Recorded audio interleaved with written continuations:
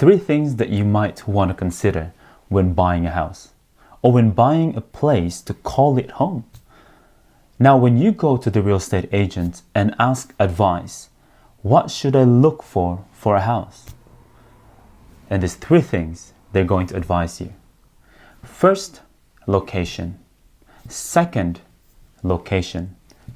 And third, location. It seems that location is the most important thing to consider when buying a house. But at the back of your mind, you always ask this question, and maybe these are the things that you want to consider when buying a house. Maybe it's the price. Maybe it's the size of the house. Is this too big for us? Is this too small for us? Or maybe it's the design of the house. I don't like the kitchen to be here. I don't like the bathroom to be here. I don't like 3 bedrooms. I like 4 bedrooms. Or sometimes it's the issue of safety.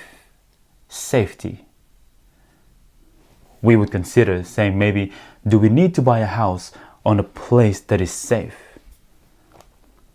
And maybe that's a good thing. Or maybe it's not. But the thing is, we can't guarantee safety, even if we live in the safest city in the world.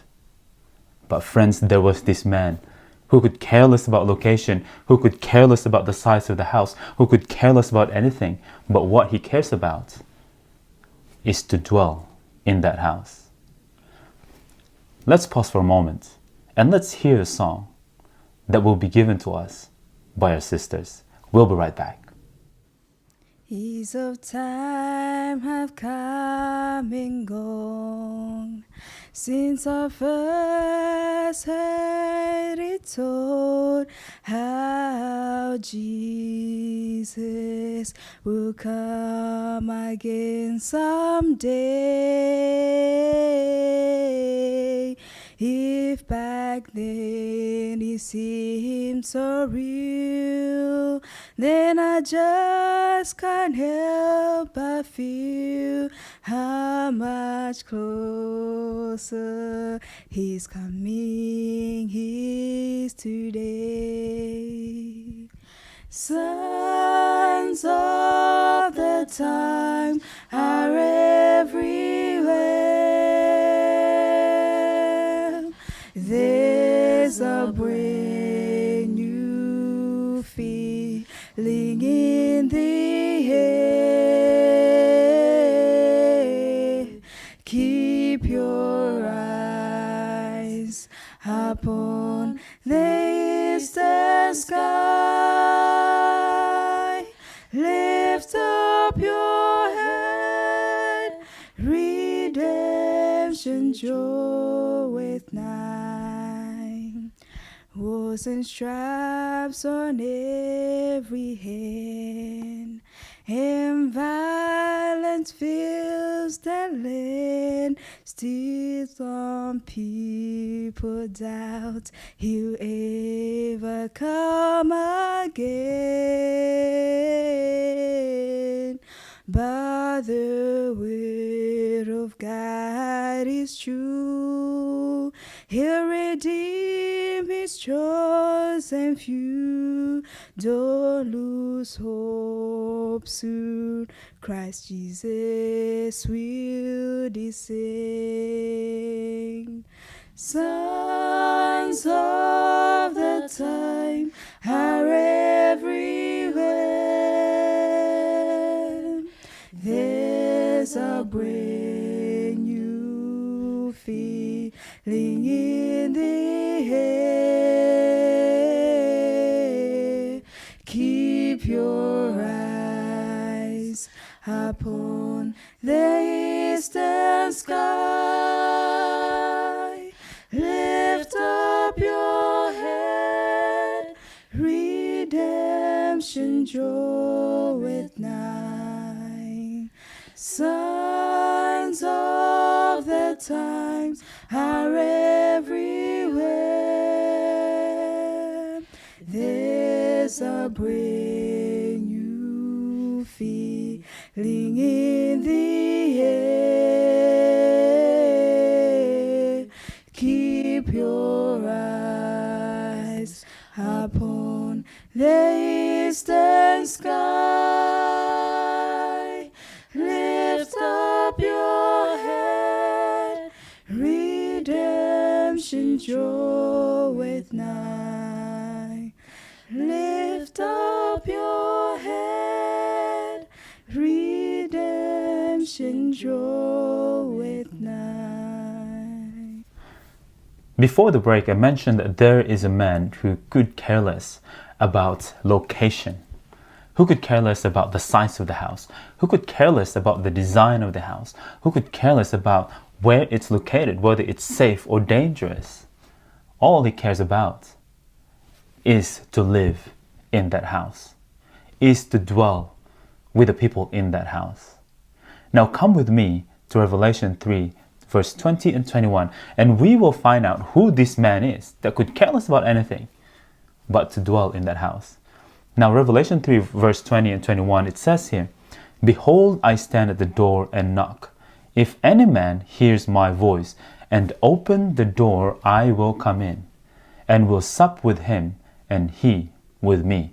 Now in verse 21 it says, "To him that overcometh will I grant to sit with me in my throne, even as I also overcame, and am set down with my Father in his throne."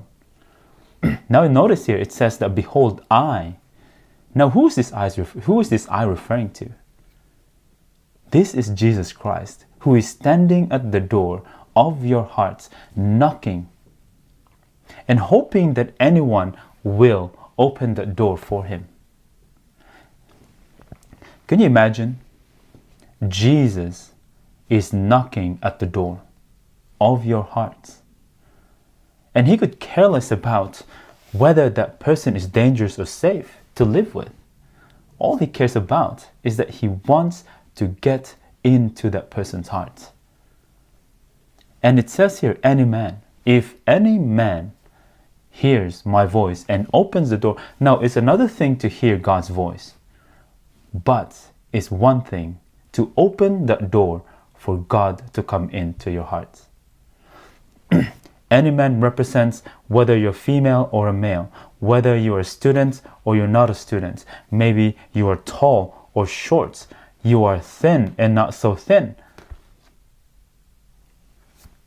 He could care less about the size of the house. He could care less about how the house looked like.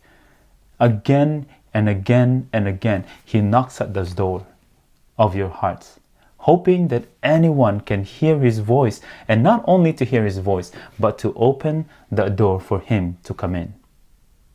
One thing that he has in mind on knocking on that door is that one man or one woman will open the door for him to get in. See, one thing about God is that he doesn't force anyone. If you don't want to open that door for him, he can keep knocking at that door. And if you don't want to, he won't force himself to go in. He's not going to pound, he's not going to bust that door open so that he can come in. It's your choice. This is why God is love. And if you continue, because the thing is that he wants to dwell with us. He wants to abide in us. He wants to live in us.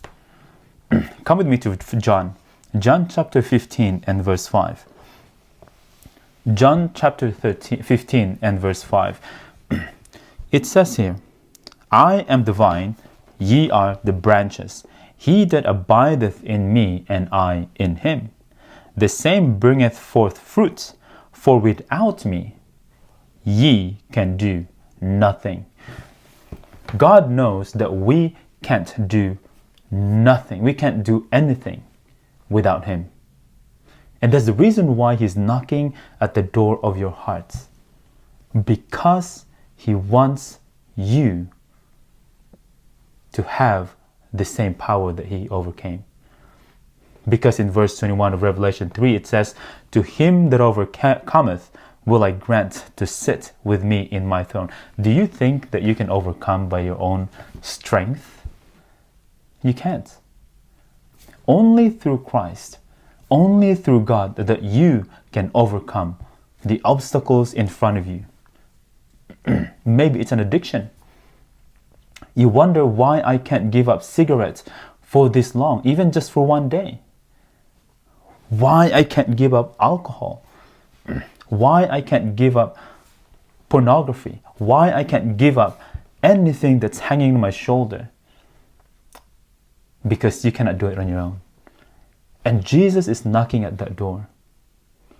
Knocking and knocking and knocking. Hoping that not only that you hear the knock, but you will open that door for him. The purpose is that God does not really care whether you're from Hollywood or from the ghetto, whether you're from Beverly Hills or the Skid Row, whether you're from Australia or from Antarctica, whether you're black or white, whether you're brown or yellow, whether you're blue or red. He doesn't care about those things. If you are that location, if you're that house, he doesn't care where you are situated. He doesn't care what your past is. All he cares about is for you to open the door. He is willing to come in today. He is willing to dwell and to abide in that house, which is your mind, which is your heart. Because he wants to give you the power to overcome what you want to overcome.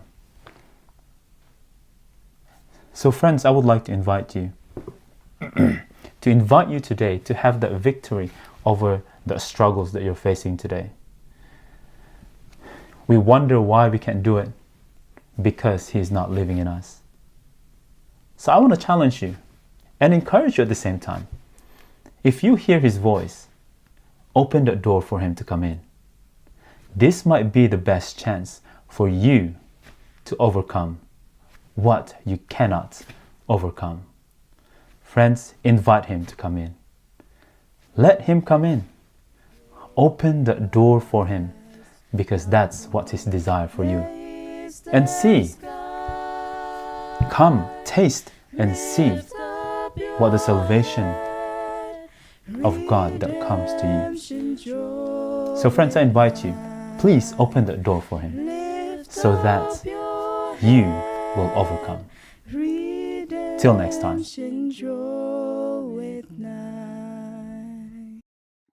Hey guys, I'm Simon and this is Evon from Hear My Voice Ministries. Thank you for watching this video. If you like what you see, please support us by giving us a like or follow us on Facebook. If you have any suggestions on what you'd like us to cover, please leave a comment and let us know what you think. And by the way, I would like to invite you to our church. It's called Bandura Seventh-day Adventist Church at 20 Nurong Avenue at Victoria. We would like to have you. We start our service at 9:45 and we end somewhere around 12:30. And we also have free lunch for you. So long. I'll see you next time. God bless. God bless.